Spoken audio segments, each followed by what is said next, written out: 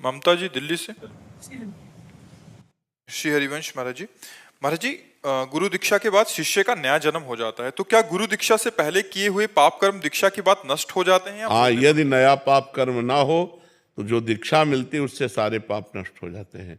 इसमें एक उदाहरण में चतुर्भुज दास जी का पावन चरित्र जब हम देखते हैं तो उसमें आता है कि वो भगवत चर्चा कर रहे थे, तो कथा में यही कहा कि जब कोई दीक्षा लेता है तो उसका नया जन्म हो जाता है, पुराने पाप उस पर लागू नहीं होते। तो एक चोर चोरी करके भाग करके आया था किसी साहूकार सेठ महाजन की, उसके पीछे सैनिक लगे हुए थे, तो जहाँ सत्संग हो रहा था हजारों लोग बैठे थे, उन्हीं के बीच में जाके बैठ गया।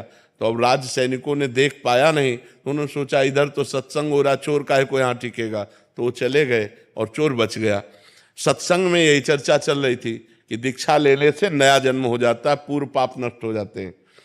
तो जब सत्संग संपन्न हुआ तो चतुर्भुज दास जी संत थे, उनके पास गए और बोले, महाराज आप जो बात कह रहे हैं सत्य है कि दीक्षा लेने से सारे पाप नष्ट हो जाते हैं? तो मैं घोर पापी हूँ, चोर हूँ, हिंसक हूँ, कौन सा पाप नहीं जो मैंने ना किया हूँ, क्या मैं दीक्षा ले लूंगा आज से निष्पाप हो जाऊंगा? बोले आज से यहाँ निष्पाप हो जाओगे। तो बोले दीक्षा दीजिए। तो चतुर्भुज दास जी ने कि ये सही अधिकारी है, अभी इसका मूड बन गया है, नहीं तो हो सकता है कि कभी जिंदगी में इसका न, क्योंकि हिंसक स्वभाव का है, तो उन्होंने तुरंत उसको दीक्षा दी, मूड मुड़वाया, कंठी पहनाई, तिलक लगाया, 12 तिलक। और दूसरे दिन वो निर्भय होकर घूम रहा था। सोई साहूकार अपने सैनिकों के साथ तो था, सेठ खोज रहा था, अरे बोले यही है। उसको बंदी बना लिया गया, राज दरबार में ले गए। राजा ने कहा तुमने चोरी की है? उसने कहा इस जन्म में नहीं। बोले महाराज जन्म की बात नहीं है, कल की बात है, कल इसने चोरी की है। उसने कहा मैं कसम खा सकता हूं कि इस जन्म में चोरी नहीं की। साहूकार ने कहा मैं कसम खा के कहता हूं कि इसने कल चोरी की है, ये केवल भेष बना लिया है, मूड मुड़ा लिया, तिलक लगा लिया, लेकिन है यही। अब दोनों अपनी अपनी कसम पे। तो उस समय जो पद्धति चलती थी सत्य को प्रमाणित करने के लिए, तो एक लोहे का फार गर्म किया जाता था और पीपल की छोटी सी नवीन पत्ता ऐसे रख दिया जाता था और उसके ऊपर सूत ऐसे बांध दिया जाता था, और वो लोहे का जलता हुआ फार हाथ में ले और सूत जले ना और 7 कदम चल के फेंक दे, वो सत्य माना जाता था। तो ऐसा ही चोर के साथ किया गया। जे ही पूरी पद्धति करके ऐसे फार, तो उसने कहा गुरुदेव ने कहा था कि दीक्षा लेने के बाद नया जन्म होता है, ये अंदर, और जोर से बोला मैंने इस जन्म में कभी पाप नहीं किया, और 7 कदम चला, फेंक दिया, बिल्कुल सूत ज्यों का त्यों। अब तो राजा ने सेठ को कहा इसे फांसी दो, इतने बड़े वैष्णव को, संत को चोर कहा।